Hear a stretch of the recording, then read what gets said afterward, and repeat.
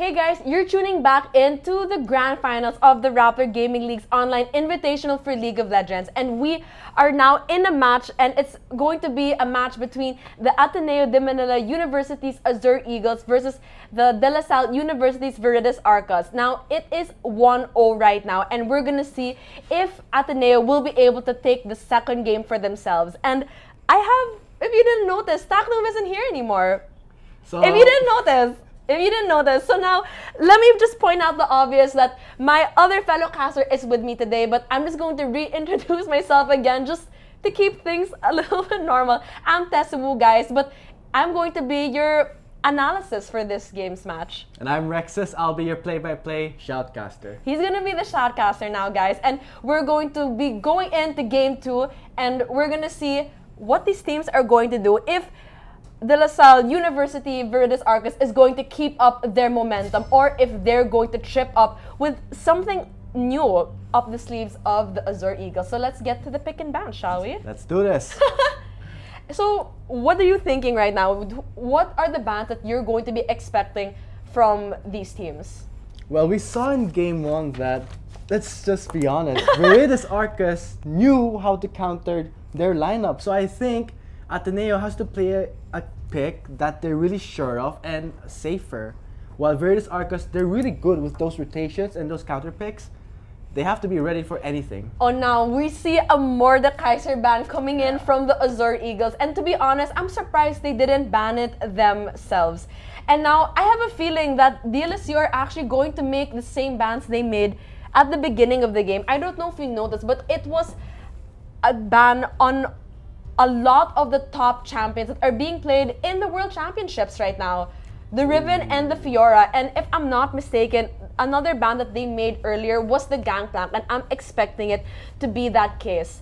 Unless they don't ban the Gangplank, forcing either Azure Eagles to ban it, or they can priority pick it for themselves.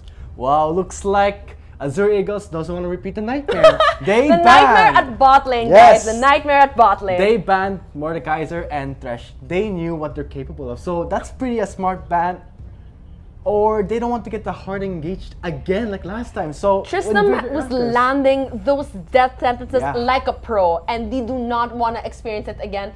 I'm actually expecting if the Gangplank isn't banned by Viridis Arcus, then they're going to want it for themselves. And they banned the Darius instead. So we're going to see how the Azure Eagles are going to react to this, because they should expect that if they do not ban the Gangplank, then it's going to leave DLSU with the opportunity to nab it for themselves.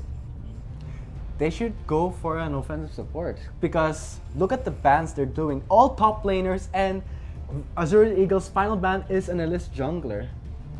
Exactly. And we see that there have been, like I mentioned, see, now I'm doing analysis for you guys. I'm not going to be shouting as much as I did last game, but like I mentioned, they did priority pick that Gangplank, and he is honestly one of the strongest champions to be playing at the top lane right now, and they secured it for themselves.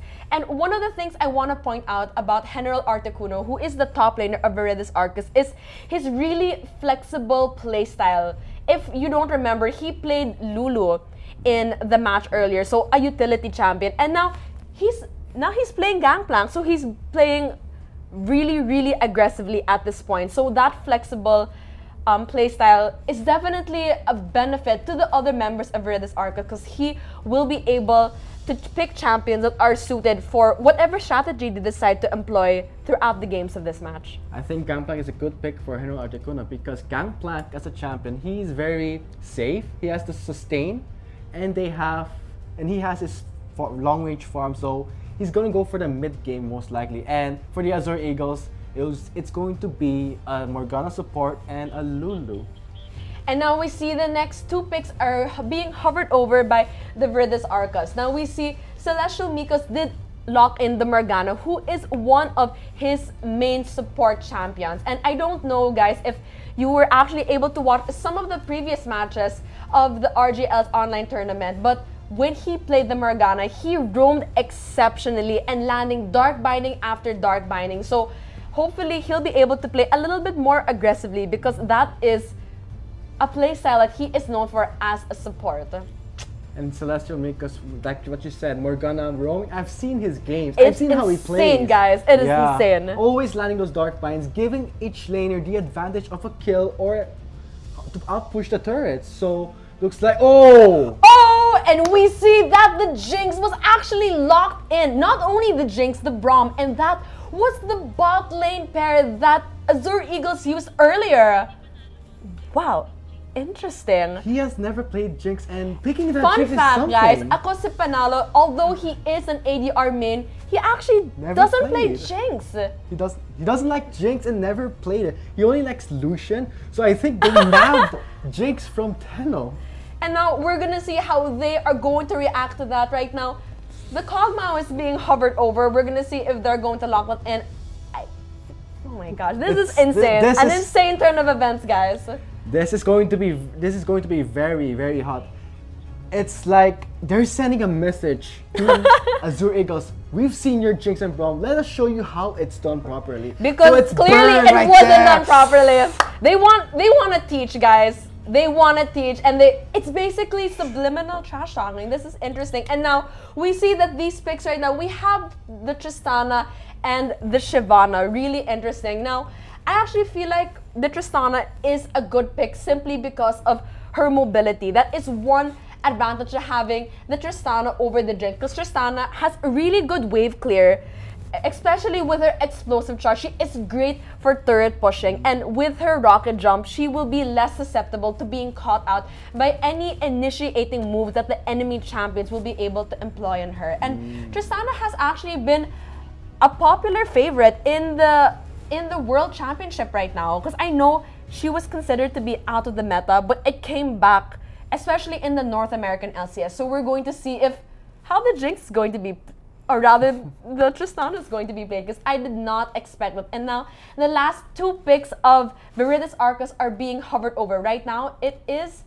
the Rek'Sai and the Azure. It's going to be Fiery Warriors main Azure. We're going to be seeing that, and like you said about Tristana, I think Azure Eagles is trying to find a Jinx substitute, because I feel like Tristana and Jinx, they're both objective ADRs, so I think Tenno might get the Jinx, or what will be switching around, but I think that Viridis Arcus will have an advantage in terms of engaging, disengaging, and map control.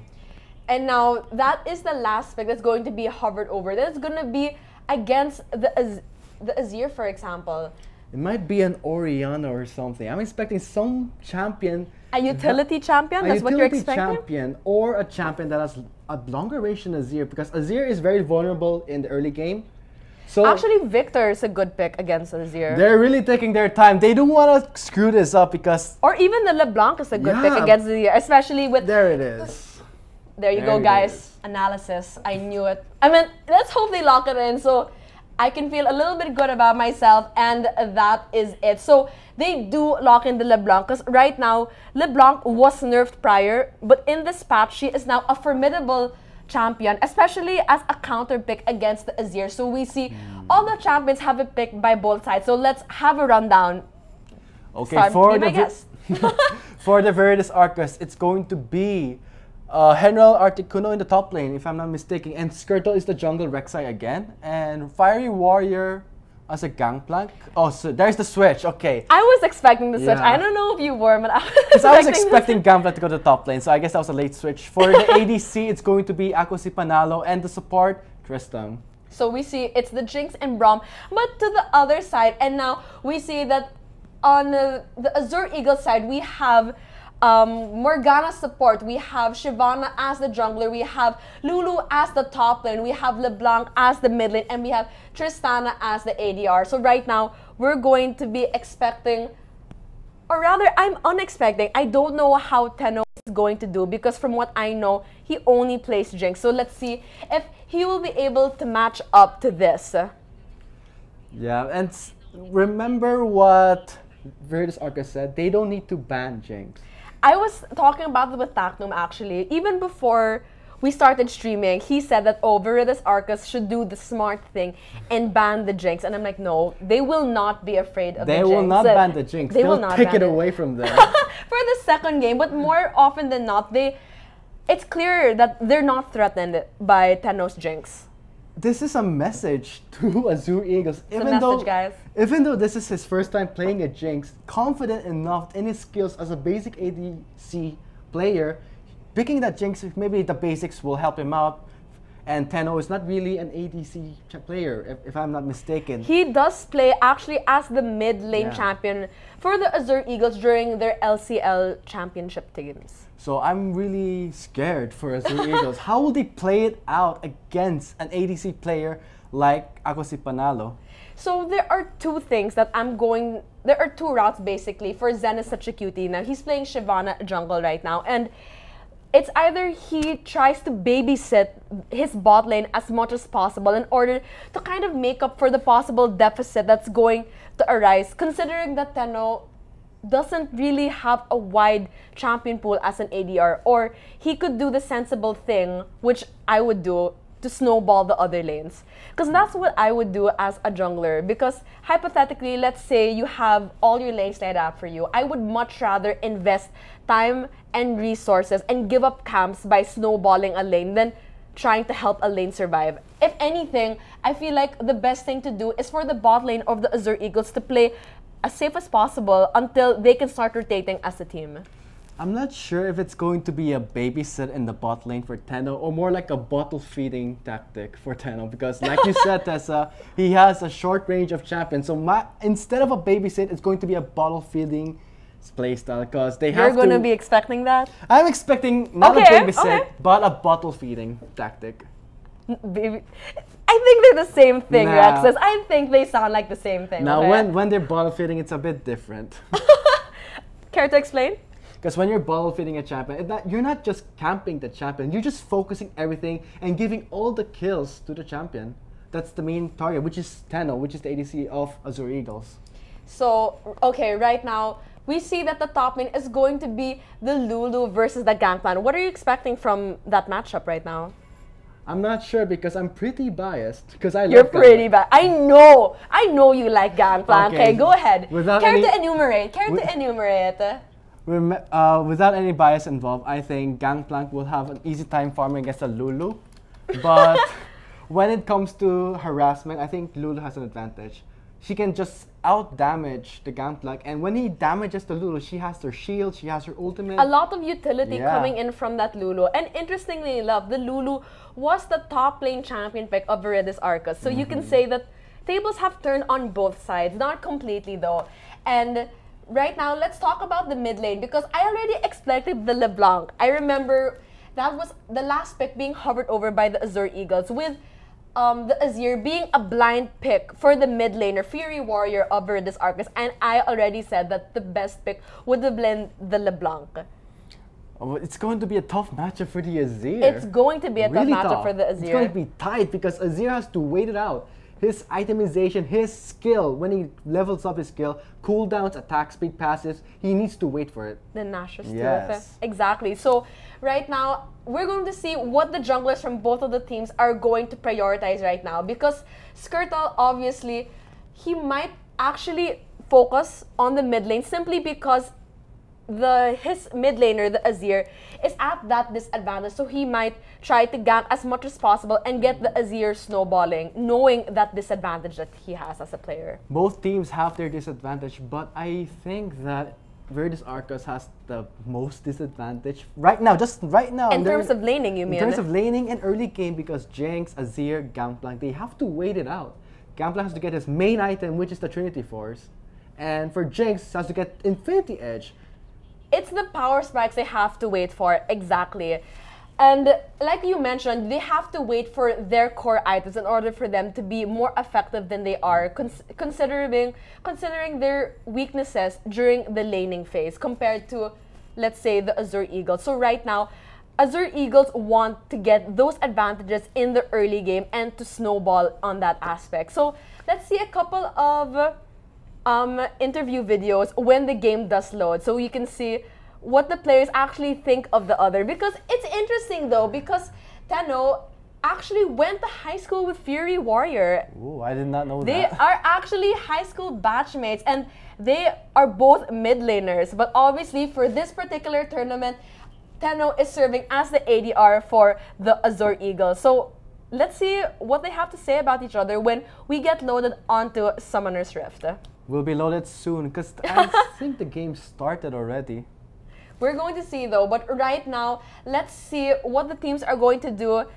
At this point in the game, we see that all the members of Azure Eagles are hovering over together, and I think they're going to start a camp together right now.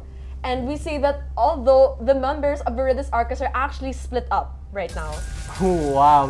Did you see that? Like 5 people in the jungle. And the Dark Binding does land, forcing Ako si Panalo to blow his flash early on. I don't know if you guys saw that. Let's see if we can get a replay on that later on. But take our word for it because that's what happened. That was such a surprise Dark Bind. I don't think they were expecting that to happen. Was a summoner and Panalo burned his flash. Okay, so let's see. That he is definitely exposed right now during the laning phase because, like we mentioned earlier, Jinx is one of the least mobile ADR champions, and with the flash gun, very susceptible to ganks. But another thing to take into consideration is how the Shyvana isn't necessarily the best jungling champion for early ganks, especially prior to level 6. Because the Shyvana has really slow clear time compared to other jungles like Rek'Sai. Okay, so now let's see a couple of these interview videos that Tenno and Fury Warrior have of each other, because if I'm not mistaken, they were actually rivals in high school. So this is interesting, but now they're fighting each other, not necessarily from the same role, but still as enemies. Are we gonna see the video or what? It's coming up, don't worry about it. Oh, there it is. Laner, I'm more late game and team fight oriented rather than laning phase and mid game. So I don't pick stuff like Corki and other mid game champion. Kind of AD carry whose success or impact on the game depends solely on the support, on how the support plays.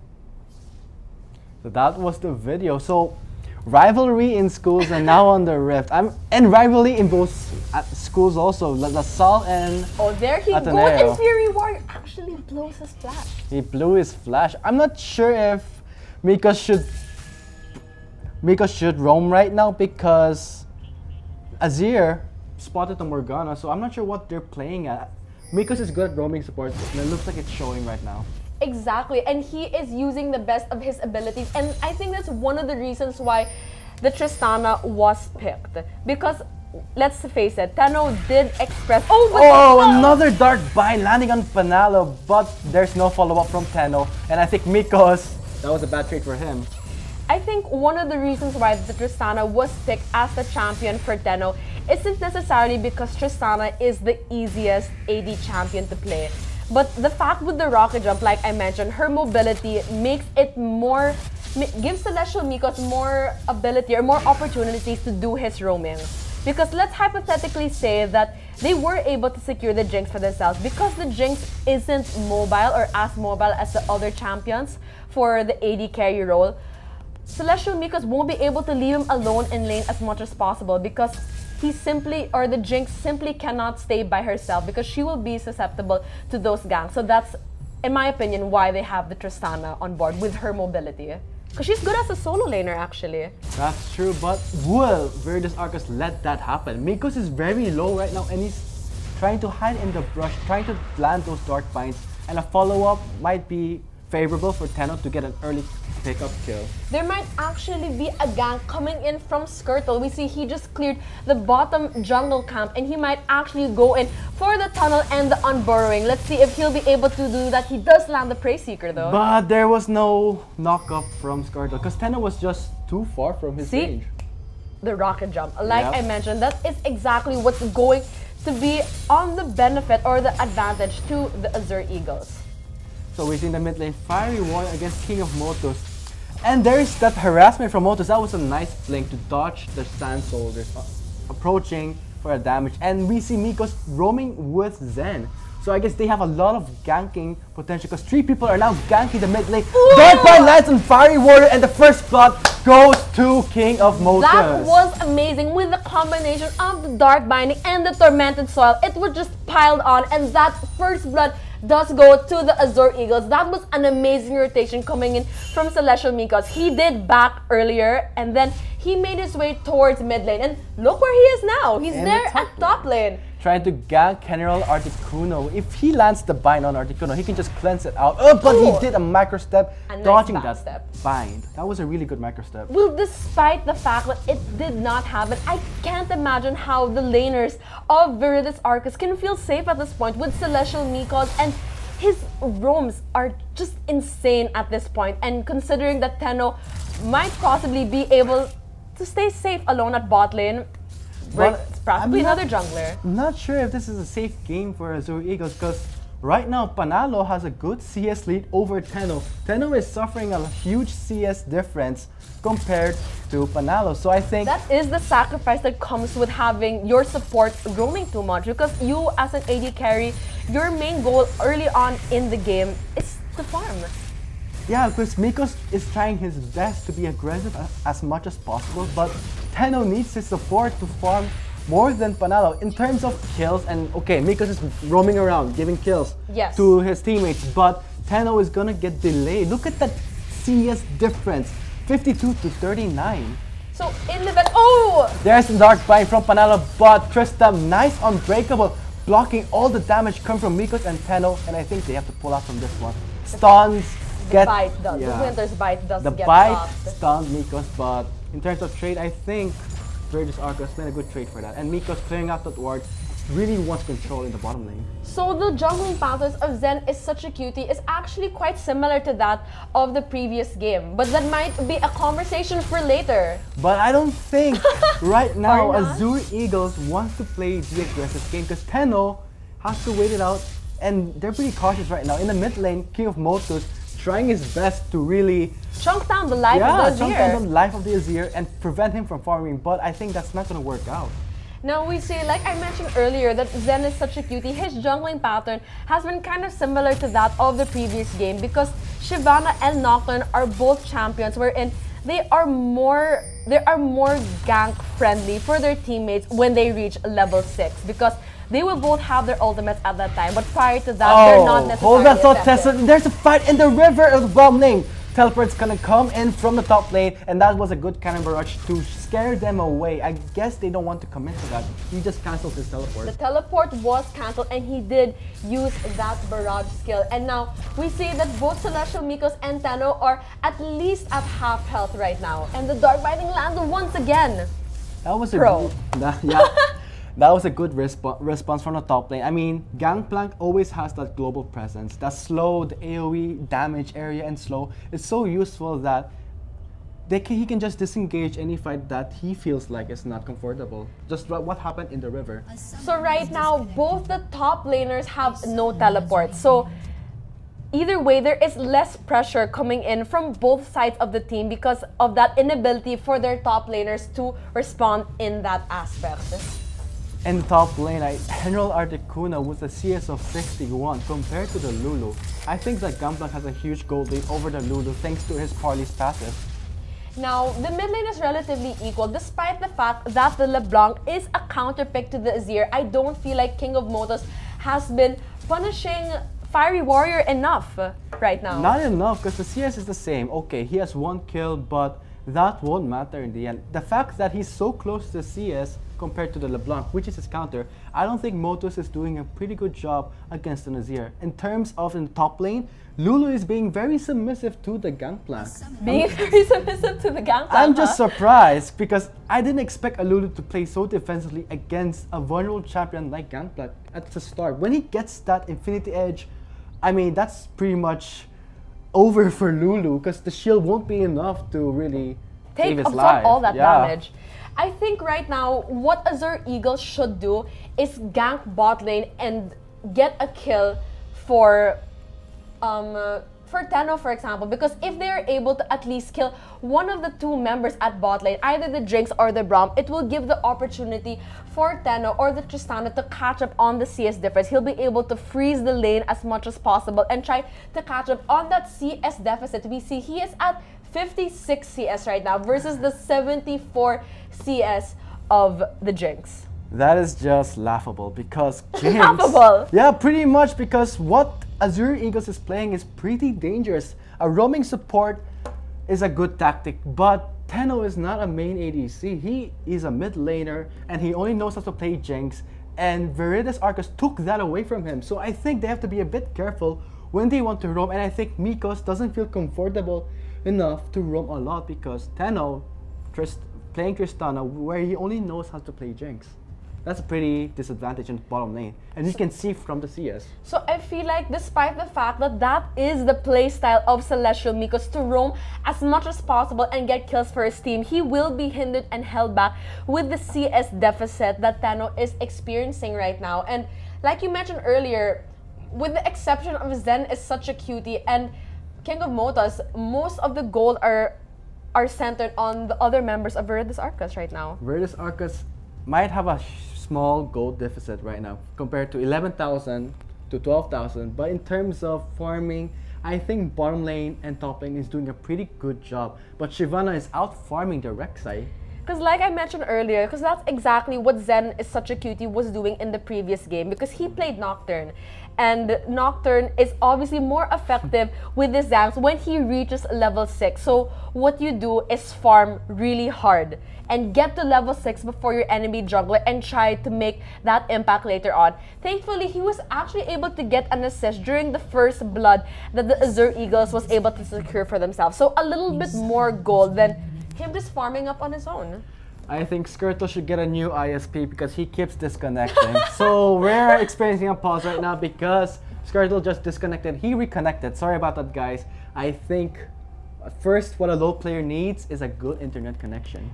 That's what prevents me from playing as often as I want to. PLDT, man. PLDT will come and go, give you hope one day, great ping, and the next day it's just completely gone.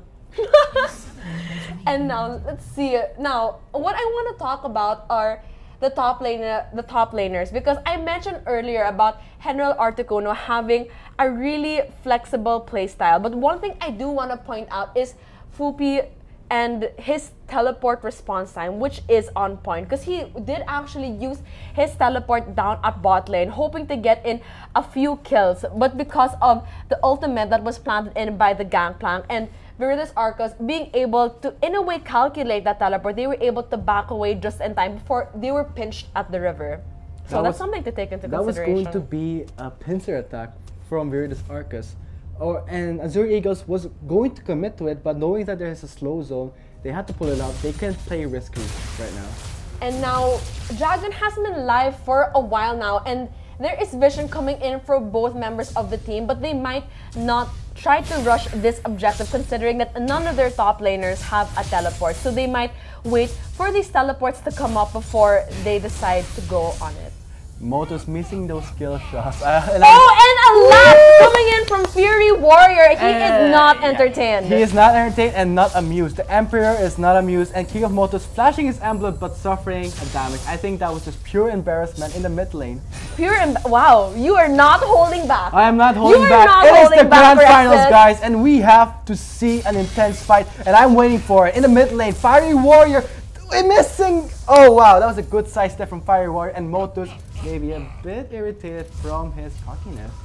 That was intense. I'm not gonna lie about that. That was intense, and Motos just missing those skill shots. That's just sad. So we are 9 minutes and 30 seconds into the game. The scoreboard is still the same with 1 kill going to the Azure Eagles, and they are experiencing a little bit of a gold lead, at least 1K. Yeah, that gold lead is gonna catch up pretty soon. From 1K to 2K to 5,000 or 10,000.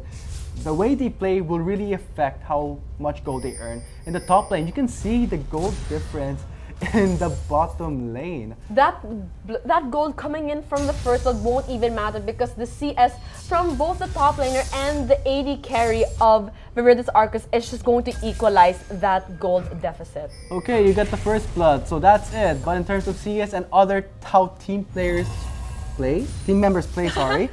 It all comes down to how much of a balance it is. Just because one is fed doesn't mean the whole team is fed. They have to play it safe and play it equally, because if the power is distributed to only one champion and that champion goes down, that's just going to be sad. So there are a lot of pings that were coming in from both the teams at the mid lane. So we're probably going to be expecting a gank coming in soon as those camps are cleared. But Now Skirtle actually rotated towards the bot lane, so he might opt for a gank against Tenno and Celestial Nikos. Jinx came back from the base with a BF sword and a pickaxe compared to Tristana, just a BF sword and nice bind from Mikos, but there was no follow-up and Tristan, a hero. Braum just peeling away all the damage from Panalo is pretty good.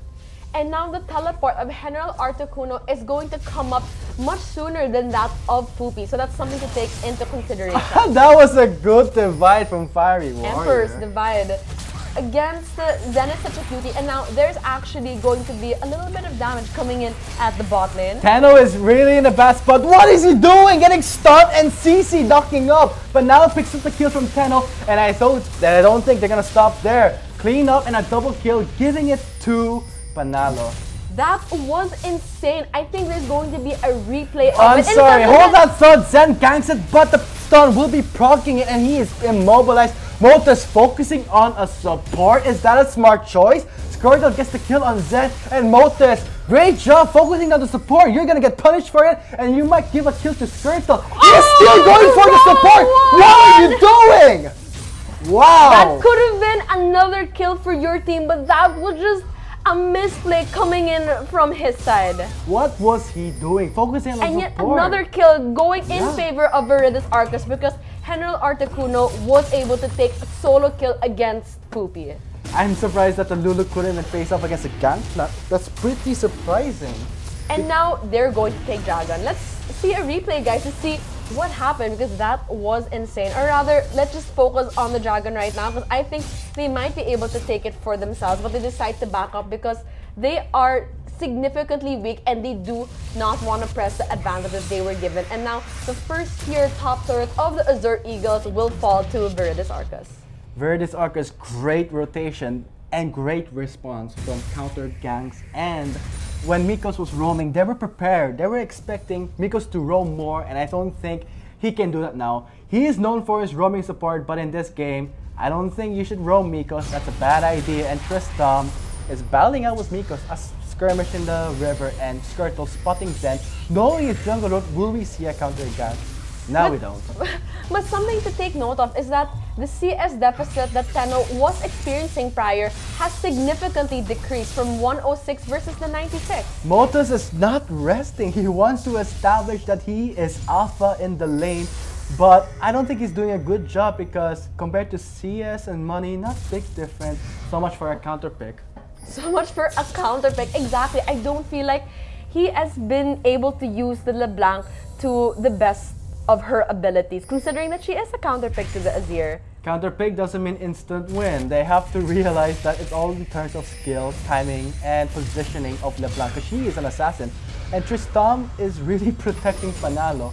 They're a really cute couple. A really cute couple, that's how you want to say it? Yeah, they're not leaving each other's side. Unlike Mikos, I think they're having a cool off because Mikos doesn't really want to stay beside Tenno. That's probably what's happening right now. And the thing is, I feel like King of Modas has not been able to roam as much as he can because he is an assassin. So his priority should be to push out the wave as much as possible to give him the opportunity to roam either top lane or bot lane. And that hasn't been happening with the exception of the gank that he was trying to respond to at mid lane. In the mid lane, Fiery Warrior. Whoa! Too bad, Motus. You just bumped into the Emperor's Divide. That was just funny. And that flash was blown, so in a way that was not necessarily in favor of Viridis Arcus, but it could have gone the other way. And if he did have Ignite at his disposal, then it would have been a short kill. Guys, I hope you took a screenshot of that because I would love to see it. I mean, Emperor's Divide was clearly there, the flash was really miscalculated. And I think the angle was placed wrongly. Yeah. It didn't completely cover him, but it might not even matter because Zen is such a cutie, just simply walked by and took the kill for himself. That's just great cleanup. And Skirtle spots Motus, and LeBlanc is an annoying champion with great mobility, and they can double spam that blink. So a lot of things are coming in towards Dragon right now. We see that both the teleports of the top laners are up right now. What are they gonna do? I think that Arcus is just going to get the dragon without effort because look what Jinx has. An Infinity Edge. Tristana, what does he have? what does she have? An Infinity Edge also. Wow. Oh. Never mind. So they both have Infinity Edges. Yes, they do. Good job. Are you boy. sure I'm the one who needs glasses? I'm not sure because my eyes are very small. So Oh, wow. Okay.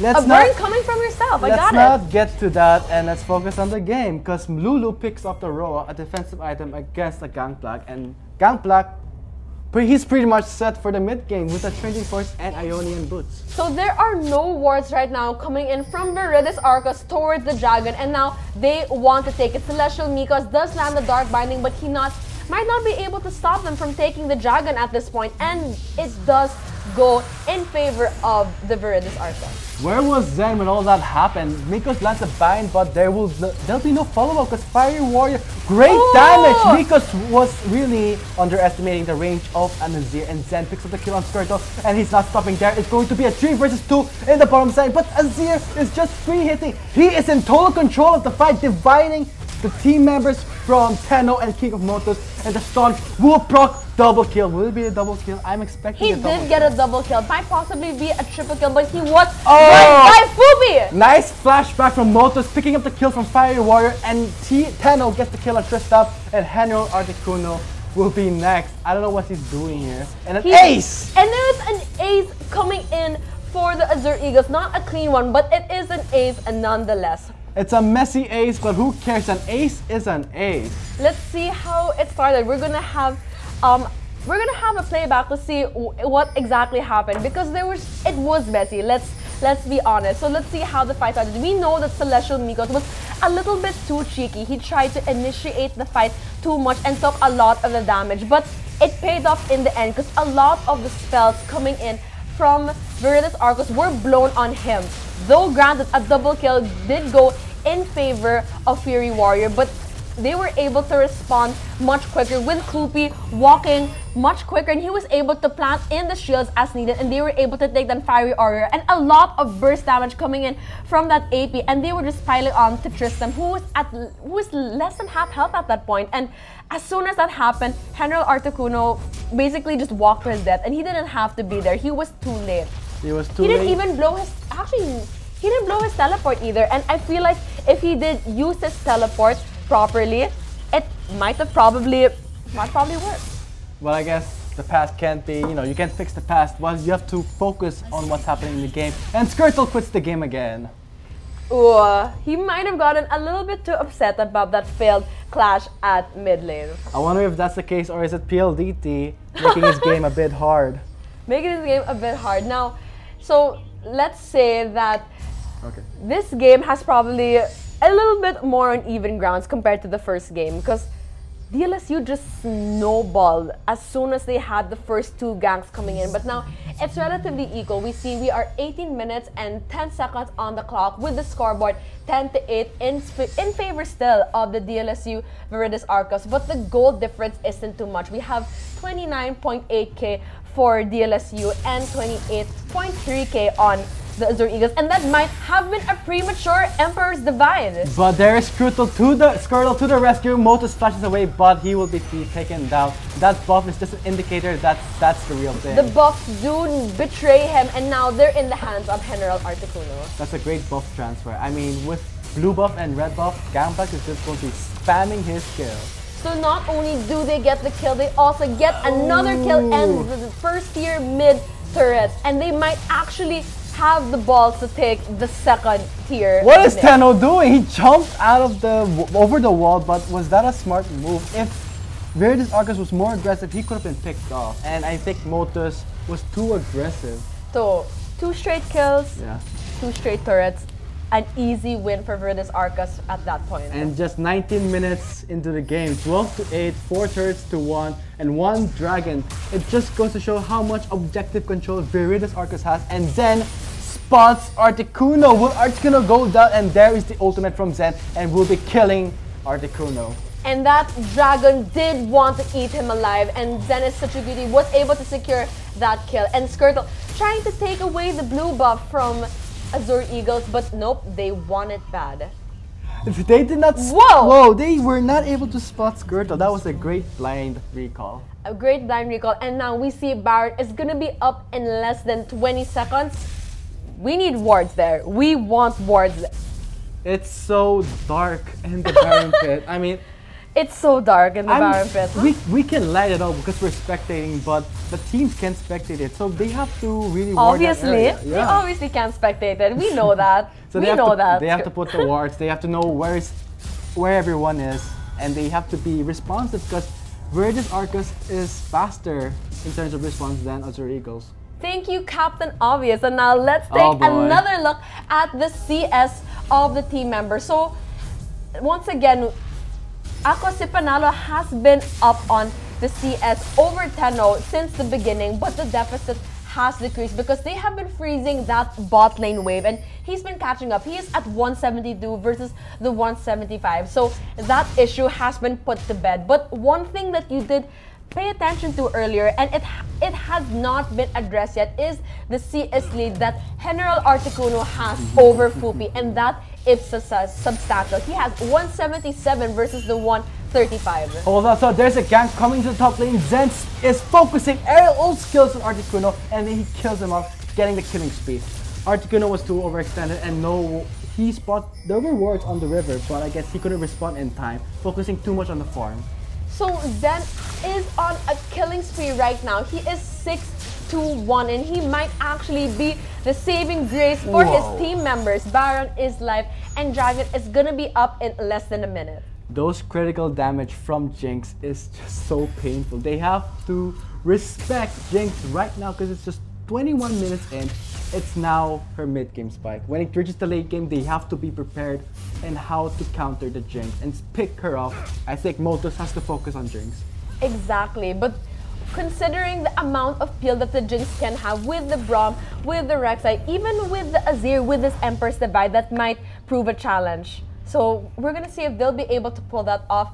Once again, Baron is live right now, and Dragon is gonna be up in less than 15 seconds. A lot of pings coming in, so we're going to see that the Azure Eagles want to push that first tier bot turret of the Viridis Arcus, and they do manage to do so. But they do want to collapse on the King of Motos right now. And Skirtle quit the game, so we will be experiencing another cross. And wow, I really noticed that in the Dragon Pit, they're gonna have to go for it because Azure Eagles, no dragons, 22 minutes in the game, and if Viridis Arcus gets the second dragon, that's just total objective control.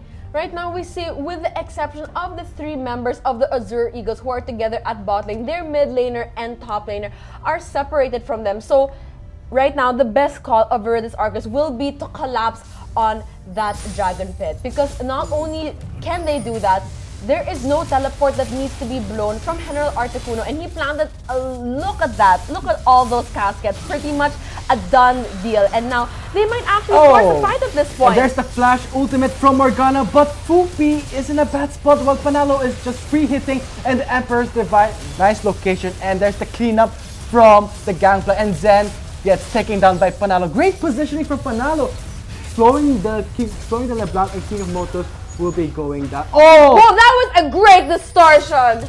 That's too early. Not yet. He's not yet safe, and he blinks over the wall. But will that be enough for Motos to survive? And no, he gets taken down by Panalo, and that will be a 4-for-1 trade. 4-for-1 trade in favor of Viridis Arcus, and now they're they going to they're going to Baron, and they want to take all the advantages that they can get from that clash that was in their favor, and there's nothing that the Azure Eagles can do at this point. Wait, what was Tenno doing when all that happened? Was he at base? He rocket jumped away. Oh wow. So ditching his teammates and now costing the Dragon and the Baron. Tenno has to shape up a bit because he has to realize that when his teammates commit to a fight, he also has to commit. Because without their ADC, Jinx, look what happens. Free hit all over the place. I honestly felt like that was a forced fight on the side of the Azure Eagles, because as soon as that dragon was secured by Viridis Arcus, they should have backed up because their positioning was really, really bad, considering all the setup that Viridis Arcus did prior. Do you remember all those caskets? Yep. Because I do. He looked like he was setting up a wine factory, and they wanted a taste. Not good on their part, not good. So looks like just 24 minutes in the game, 2 dragons, 5 turrets. Viridis Arcus is just dominating the game with their insane control and response. When Azure Eagles recalls, Arcus takes the opportunity by going straight to the Dragon Pit and forcing a fight. They're not ready. One member of the team wasn't present, so that's why you lost the fight. That is a sign though of desperation. So even though the game was relatively equal towards the beginning of the game, right now, Viridis Arcus is in control. Mikos is trying to recall to the base, and what is Motus doing? That was really reckless, and he will pay the price and gets taken down by Fiery Warrior. What is happening to Motus? He's being too aggressive, not waiting for his teammate. There seems to be some problem with the LeBlanc assassination because it's pretty hard to get near an Azure plus a Jinx. Exactly, and now with Baron at their side and one enemy member down, they want to go and get this mid inhibitor turret from the Azure Eagles, but not without a fight. Wow, the damages are so painful, and Mikos might go down to Articuno. He gets the kill, and he's on a rampage. And wow, insane rocket splash damage coming from Fanalo. And Viridis Arcus will be taking the inhibitor turret, the first inhibitor of the game. And they are doing the sensible thing. They do not want to overextend themselves, and they're backing up. And they're going to be taking camps from the Azure Eagles because they can. They know when to stop and they know when to go all in. That's really a great part for Viridis Arcus because they know the dangers, the risks, the opportunities. Well, Azure Eagles, I'm not pretty sure how they're playing it because we saw Motus being a bit solo player. Because I know LeBlanc is supposed to assassinate, but shouldn't LeBlanc players wait the right time for it to do that? They have been forcing a lot of the fights and they've been exposing themselves unnecessarily. He was just caught out just, you know, not too far from the base, but regardless, that was a very reckless kill to give to Viridis Arcus, giving them more advantages than they need to win the game. And right now, the scoreboard is 18-11 in favor of Viridis Arcus. They were able to at least get a little bit more of global gold by taking the first tier mid turret of Viridis Arcus, but how much can it do at this point? How much can it do? A landslider. That's what it can do. Fire Warrior is making the shield, black shield of Celestial Mikos pretty much useless. Because when Mikos pops that shield, that's nothing. The shield will disappear before even any CCs were piled up against him. And now Dragon is gonna be up in less than 2 minutes, and I don't even think Azure Eagles are planning to rotate their way towards there, because at least in terms of team fighting, they have just been suffering poorly ever since the ace they were able to get earlier on. I'm not seeing any pre-team oriented fights, and wow, King of Motus in a bad spot. The Azure is dealing too much damage. They can't get near Viridis Arcus' whole team, and wow, Fire Warrior is doing a great job zoning out LeBlanc and trying to deny King of Motus' opportunity to assassinate the ADC, which is Fanalo. So you see a lot of offensive wards. Oh, hold up, son! Nice cannon barrage, slowing everyone, and the Super Mega Death Rocket picks up the kill on the Lulu, and that's a double kill. Will we be seeing a triple kill? I want to see a triple kill go down! And no, it's a 2-2 kill, and that's going to be an ace for the Viridis Arcus. Wow, the second ace. And their death timers are too high, and I don't think there's anything they can do to stop it except cry themselves to sleep. And now the second game of this best of 5 match will go to Viridis Arcus. They played it very risky. I mean, what were they doing in the top lane? None of them were ready, and they were just forcing fight after fight. So congratulations to Viridis Arcus for winning game 2. And now all they need to do is win the next game in order to secure the first place spot for the RGL's online invitational for League of Legends. And right now, Azure Eagles have to put up a good fight in order, if they do want to win, they have to win the next 2 games and take it to game 5. I mean, they have to win it. It's the grand finals, and they want to do everything they can to win that title as a grand final champions. Because right now, we saw what Azure Eagles is doing. No, I see, in my opinion, no corporation, no teamwork, no set clash, no follow-ups. So I remember mentioning this earlier during the pick and ban set. It's how Skirtle is Rebenga, and his veteran experience is not only beneficial to him as a player, but as a shot caller for his team members. So that's why their rotations have been phenomenal throughout these games. And despite the fact that in this game they were, you know, receiving a little bit of a harder time than they did in the first game, they were able to bounce back and beat them up even harder. Well, the game 2 wasn't that bad for Azure Eagles. They were really playing it safe. But when it came to the mid-game, they were too reactive at that point. They were too reactive. They couldn't handle it anymore. Jinx, Azure, just too much damage. And that's going to be a cleanup game. Okay, guys, so we're going to be taking a break. And when we come back, we are going to see the third game coming in between these two teams. But we have a little video for you guys, for you to watch right now. So while we're waiting, please watch this video.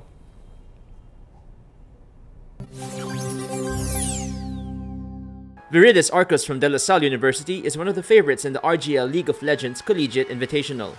With veteran players in their roster, it's no surprise that they're now in the series to the championship. We synergize very well because we are friends both in real life and in-game. So we have no problems with each other, we just play for fun and have fun. But it wasn't always the case for the members of Viridis Arcus. Before they became the cohesive team they are today, they all used to be rivals. I met Pierre were in solo queue a lot of times. I actually laned against thesis in the MPGL last 2012. We were mid laners back then. I encountered him in solo queue a lot, and sometimes we would end up opposing each other. Like he plays mid lane and top lane sometimes, forming the LCL scene in our university.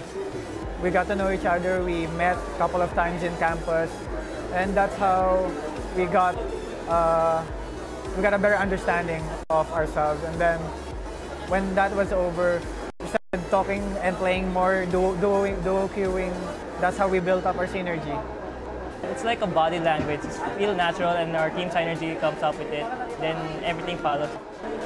And I think that being rivals made us closer with each other. And sometimes when we see each other in school, we're like, oh, hey, pressure ourselves. When we're behind, especially, we just say, we can do it late game. There's farm, just farm, and I don't know. We wait for the enemy's mistakes. But now Viridis Arcus faces their traditional rivals, the Ateneo Azure Eagles, in the Grand Finals. They even gave their rivals some tips on how to play against them. Gank mid lane, my friend. But we will still win the game, my friend. It's a high risk, high reward, but if you fail, then you're gonna give us a very snowball game. It's hard to give tips because it's not possible to be able to beat us.